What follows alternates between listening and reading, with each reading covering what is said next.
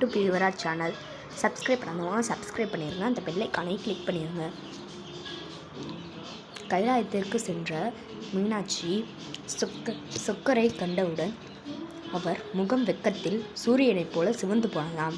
சிவன் மீனாட்சியை பார்த்து அவள் அழகில் மயங்கி சொக்கி போனாராம்.